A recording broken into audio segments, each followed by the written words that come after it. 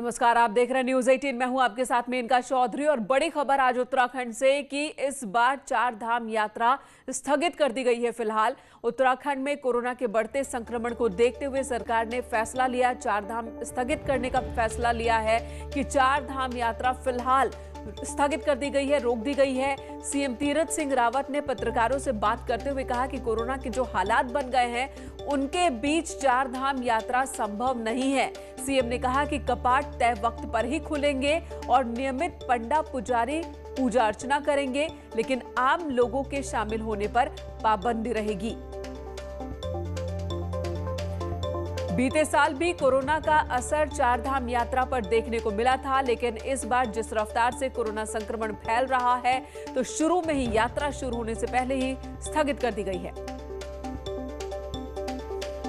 धाम यात्रा को लेकर के अभी जिस तरह कोविड है तेजी से बढ़ रहा है, उसको देखते हुए स्थगित किया जाता है और साथ ही केवल पुजारी वही वहाँ पूजा पाठी करेंगे। बाकी कोविड को देखते हुए सभी मैं कह स्थगित इसको हम कर रहे हैं। संबंधित जिले के लोग भाग लेंगे सर? कोई नहीं, केवल तीर्थ पुरोहित ही पूजा करेंगे। पूजा अर्चना नियमित होगी, नियमित समय पे आपका पट खुलेंगे, लेकिन जो राहुल जी हैं, जो पूजा पाठी हैं, जो पुजारी हैं, वही वहाँ पूजा अर्चना करेंगे। बाकी शेष लोगों को, पूरे देश के लोगों को 4 धाम यात्रा अभी बंद है और वो स्थगित किया जाता है। और इसी से जुड़ी एक और बड़ी खबर देहरादून से ही, जहां पर पर्यटन विकास परिषद में मीटिंग नहीं हुई। आज मीटिंग होनी थी, 4 धाम यात्रा को लेकर ही पर्यटन मंत्री मीटिंग करने वाले थे। दोपहर 12:30 बजे मीटिंग का वक्त तय था। मुख्यमंत्री की यात्रा स्थगित करने के बाद, इस ऐलान के बाद आज की मीटिंग कैंसिल हो गई। पर्यटन मंत्री ने 4 धाम यात्रा को लेकर बयान दिया था, 4 धाम यात्रा शुरू करने के पक्ष में बयान दिया था उन्होंने। पर्यटन मंत्री इस यात्रा के पक्ष में थे, लेकिन सीएम ने आज की मीटिंग से ठीक पहले ऐलान कर दिया कि यात्रा स्थगित की जा रही है। सरकार की ओर से यह फैसला ले लिया गया है, जिसके बाद जो मीटिंग होनी थी पर्यटन की, वो मीटिंग नहीं हुई, पर्यटन परिषद की मीटिंग।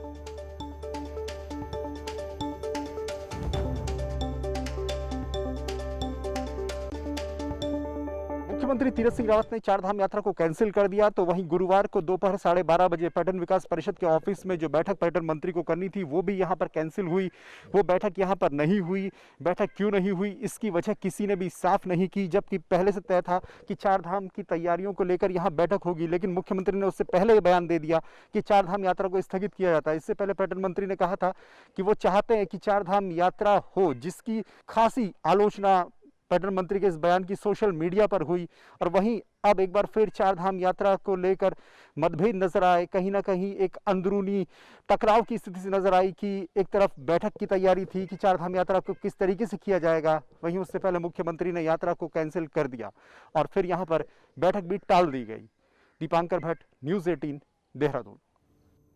और इस वक्त हमारे सहयोगी दीपांकर भट्ट देहरादून से हमारे साथ जुड़े हैं। दीपांकर, एक बड़ा फैसला लिया गया 4 धाम यात्रा को स्थगित करके कोरोना के हालात को देखते हुए, लेकिन इसी बीच ये बात भी सामने आ रही है कि पर्यटन मंत्री और सीएम के बीच ही जैसे कि ठन गई हो।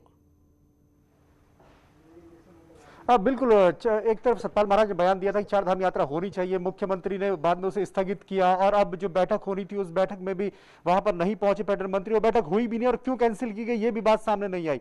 जहां तक बात रही 4 धाम यात्रा को स्थगित कर दिया गया है। फिलहाल जो हालात कोरोना के बने हुए, मेरे साथ इस वक्त सरकारी प्रवक्ता सुबोध उनियाल है, उनसे जानते हैं सर मुख्यमंत्री ने फाइनली फैसला ले लिया कि स्थगित की जाएगी यात्रा। फिलहाल देखिए, जो हालात हैं, जिस तेजी से संक्रमण बढ़ रहा है, कल भी आप देखिए 6000 से ज़्यादा केसेज आए हैं और 100 से ज़्यादा लोगों की मौत हुई है। ऐसी स्थिति में सबसे पहला काम है आम आदमी की जीवन को सुरक्षित करना और इस चेन को तोड़ने का प्रयास करना। तो 4 धाम यात्रा से निसंदेह जब पूरे देश के कोने कोने से आदमी आएगा तो इसको एक बार संक्रमण के बहुत तेजी से बढ़ने की संभावना है। उन्हीं को देखते हुए इसको स्थगित किया गया है। जो मंदिर के कपाट तय समय पर खुलेंगे, जो पुरोहित लोग हैं वो जिस तरह पूजा होती है करते रहेंगे, लेकिन यात्रियों को उसमें अलाउ नहीं किया जाएगा ताकि कोरोना संक्रमण से बचा जा सके। एक नुकसान जिन लोगों की तैयारियों के प्लान रहा होगा, चाहे कारोबारी हो, उनको लेके भी सरकार कुछ प्लान करेगी सर? देखिए, ये तो भविष्य की बातें हैं, लेकिन अभी प्रश्न ये है कि समय सबसे बड़ी है कि जो इस समय परिस्थितियां हैं उन परिस्थितियों के अनुकूल आम आदमी के जीवन की सुरक्षा। आर्थिक तौर पर तो मैं समझता हूँ, आप देख रहे हैं कोई ऐसा वर्ग नहीं है, चाहे वो सरकार के तो अपने टैक्सेशन हो, चाहे वो आम आदमी का हो, हर व्यक्ति इस समय कहीं ना कहीं इस कोविड बीमारी के कारण प्रभावित है। अब इसके बाद सरकार, विगत वर्ष भी हम लोगों ने कहीं ना कहीं लोगों को कंपनसेट करने का काम किया है, तो संसाधनों को देखते हुए जो भी मदद की जा सकेगी सरकार करेगी। दीपांकर, निसंदेह जो फैसला लिया गया है वो स्वागत वाला फैसला है, लेकिन क्या फैसला लेने से पहले पर्यटन मंत्री के साथ चर्चा, राय मशविरा इस पर नहीं किया गया क्या? लगातार केसेस बढ़ रहे हैं, आज स्थगित के अलावा बिल्कुल। मैं सुबोध उनियाल जी से पूछता हूँ कि सर, जिस तरह पर्यटन मंत्री चाहते हैं यात्रा हो, मुख्यमंत्री ने कहा यात्रा नहीं होगी, कहीं ना कहीं फिर एक मतभेद पर्यटन मंत्री के अक्सर पिछली सरकार में उनके ऐसी मतभेद नजर आए थे फैसलों को लेकर, सचिव को साथ तमाम बातें इस तरह से है, इस बार भी आपको लगता है? नहीं, ऐसा कोई मतभेद नहीं है। मैंने आपसे कहा ना, ये देखिए व्यक्तिगत राय किसी की कुछ भी हो सकती है, लेकिन निर्णय जब लेते हुए कहीं ना कहीं जो परिस्थितियां हैं, समय काल और परिस्थिति के हिसाब से निर्णय लिए जाते हैं। क्योंकि आदरणीय महाराज जी ने काफ़ी पहले ये बात जारी की थी कि RT-PCR जो है वो यात्रा में आने वाले के लिए ज़रूरी होगा, और उसके बाद लगा जो SOP की, तभी हम लोग परीक्षण कर ही रहे थे SOP का कि पर्यटन के लिए क्या इस तरह की एडवाइजरी उसके लिए लागू की जाए। लेकिन जिन हालातों में आप देख रहे हैं आज पूरे, इसीलिए आज प्रदेश के अधिकांश हिस्से में हमने जो जहाँ से संक्रमण की परिस्थितियाँ पर कर्फ्यू इम्पोज किया है, तो कर्फ्यू इम्पोज करने की स्थिति के बाद यात्रा जारी रहे तो इसका कोई औचित्य नहीं बनता। दीपांकर, एक और सवाल आप इनसे पूछिए, एक और सवाल इनसे पूछिए कि अब अगर यात्रा स्थगित की गई है तो कोई अनुमान है क्या कि कब तक? और दूसरा, जो नुकसान व्यापारियों को होगा, जो नुकसान पर्यटन विभाग को होगा, उसकी भरपाई के लिए भी कोई रोड मैप तैयार किया गया है क्या? जो यात्रा स्थगित की गई है सर, इसका भी कोई तय लिमिट है कि कब तक के लिए? क्योंकि जिस तरह संक्रमण फैला हुआ है फिलहाल, आप बता पाएंगे कब तक? देखिए, ये रद्द करना और स्थगन में अंतर है। ये स्थगित की गई है, मैंने आपसे कहा कि समय काल और परिस्थितियों के हिसाब से निर्णय लिए जाते हैं और वापस भी लिए जाते हैं। तो अभी जो हालात हैं उनमें अग्रिम आदेशों तक की बात है, ये इसको स्थगित किया गया। अगर इंशाअल्लाह ऊपर वाले की इच्छा भी, अगर माहौल सब कुछ अच्छा हुआ तो यात्रा फिर प्रारंभ होगी। तो बिल्कुल एक सही माहौल का इंतजार करना होगा मेन का यहाँ पर सभी श्रद्धालुओं को, लेकिन पूजा अर्चना होगी, लेकिन यात्रा को फिलहाल के लिए स्थगित किया गया है। दीपांकर, धन्यवाद इस वक्त पूरी जानकारी देने के लिए, पूरी बातचीत के लिए। और देहरादून से एक और बड़ी खबर, जहां पर आज दून हॉस्पिटल में कोविड की गाइडलाइंस की जमकर धज्जियां उड़ गई। ABVP के कार्यकर्ता जो दून हॉस्पिटल में पहुंच गए, मेडिकल हॉस्पिटल के कोविड वार्ड में दाखिल हो जाते हैं और फिर मरीजों का ऑक्सीजन मास्क हटाकर उनको जूस पिलाते हुए, फोटो शूट करवाते हुए ये ABVP के कार्यकर्ताओं का वीडियो सामने आया। न्यूज 18 ने इस खबर को प्रमुखता से दिखाया। कोविड पेशेंट के साथ फोटोशूट करवा रहे हैं ABVP के कार्यकर्ता, जिसके बाद DM ने, देहरादून के DM ने हॉस्पिटल को नोटिस जारी किया है, जवाब मांगा है कि आखिर ऐसा कैसे मुमकिन हुआ कि यहां पर कोविड गाइडलाइंस का उल्लंघन हुआ, आजादी, इजाजत इन लोगों को किसने दी।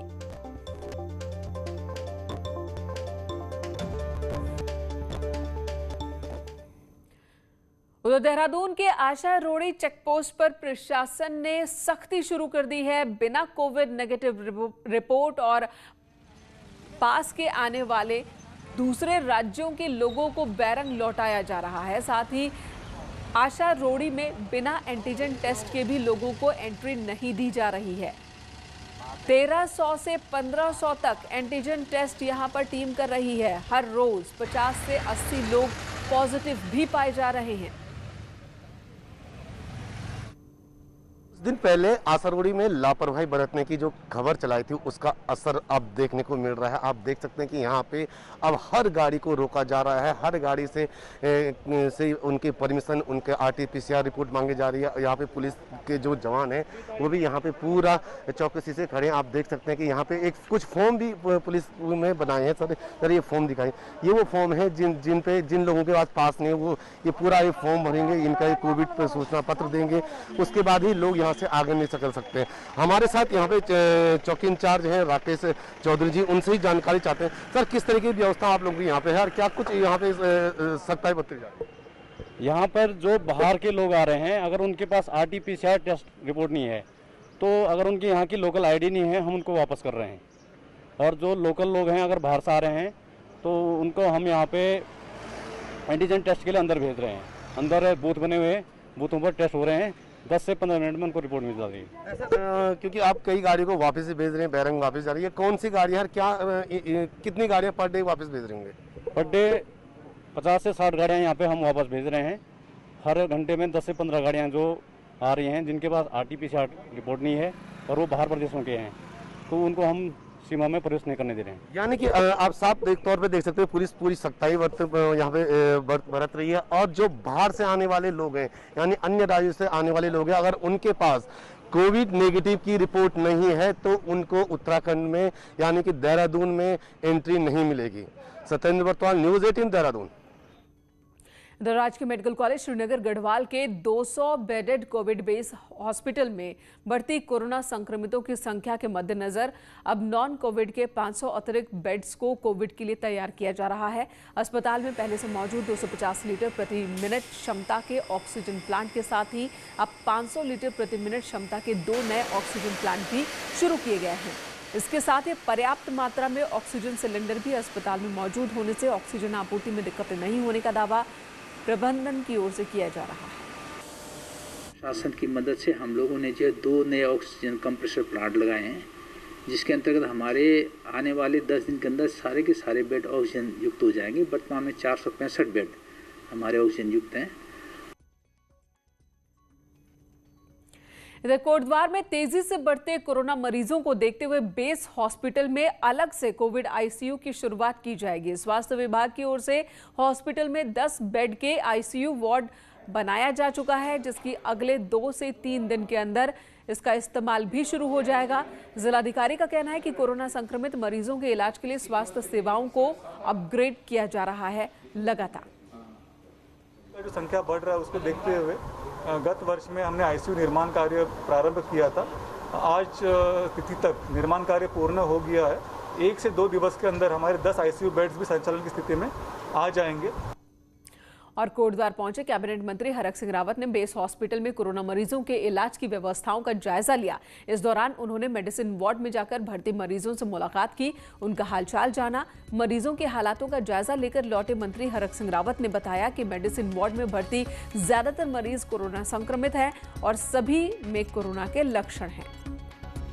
वो स्थिति बड़ी विस्फोटक है, क्योंकि मैं जिस भी मरीज को हमने भी देखा है उसका ऑक्सीजन लेवल 90 से नीचे, अधिकतर मरीजों का ऑक्सीजन लेवल 90 से नीचे है, जो कि मैं सोचता हूँ कि एक तरह से खतरे की स्थिति में है।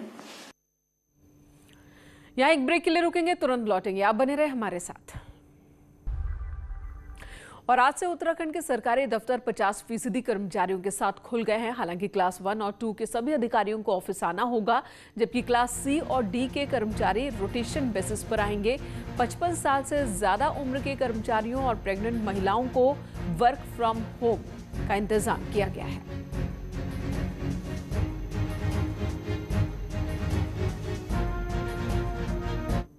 और सरकार के इस फैसले के बाद चंपावत जिले में पिछले 1 हफ्ते से बंद पड़ी सरकारी जो दफ्तर है, कार्यालय है, आज खुल गए। हालांकि बढ़ते कोरोना मामलों को देखते हुए आम नागरिक भी कलेक्ट्रेट समेत दूसरे कार्यालयों से नदारद ही दिखे। तो वहीं प्रशासन के मुताबिक सभी ऑफिसेज में 50% कर्मचारी काम करेंगे, बाकी के कर्मचारी वर्क फ्रॉम होम करेंगे। में श्रेणी 1 और श्रेणी 2 के जो है सभी अधिकारियों को ऑफिस आने के निर्देश हैं। उसके बाद जो हमारी 33 श्रेणी और 4 श्रेणी है उसमें 50% कार्मिक रहेंगे, और जिनके अगर लैक्टेटिंग मदर अगर कोई अगर वो है तो वो लोग जो है वर्क फ्रॉम होम, और जो 55 साल से ऊपर के एज के हैं तो वो लोग जो है वर्क फ्रॉम होम भी कर सकते हैं। आदेश है। अल्मोड़ा में 1 मई से शुरू होने वाले वैक्सीन के लिए प्रशासन ने अपनी तरफ से तैयारियां शुरू कर दी हैं। 60 से ज्यादा जगहों पर वैक्सीन सेंटर बनाए जा रहे हैं। डीएम ने लोगों से कोविड वैक्सीन के लिए रजिस्ट्रेशन कराने की अपील की, साथ ही कहा कि जो पहले रजिस्ट्रेशन कराएगा उसे पहले वैक्सीन लगेगी। अल्मोड़ा वासियों से अपील ये है कि वो अपना कोविन पोर्टल पे जाएं, सर्वप्रथम अपना रजिस्ट्रेशन कराएं। रजिस्ट्रेशन कराने के उपरांत ही उनको वैक्सीन लग पाएगी। तो रजिस्ट्रेशन पहले मस्ट होगा, और जो रजिस्ट्रेशन पहले कराएगा उनको पहले आओ पहले पाओ के उस पर वैक्सीन की सुविधा उपलब्ध हो पाएगी। अल्मोड़ा में भी पूरे प्रदेश की तरह ही कोरोना के मामले लगातार बढ़ते दिख रहे हैं और कोरोना जांच में कई गर्भवती महिलाएं भी कोरोना पॉजिटिव पाई जा रही हैं। हायर सेंटर सुशीला तिवारी अस्पताल ने भी ऐसी महिलाओं को जब भर्ती करने से मना कर दिया तो एक महिला जिसके डिलीवरी बेस हॉस्पिटल में डॉक्टर्स ने करवाई है, हिम्मत नहीं हारे यहाँ के डॉक्टर और पहली बार पीपीई किट पहनकर महिला का प्रसव कराया गया।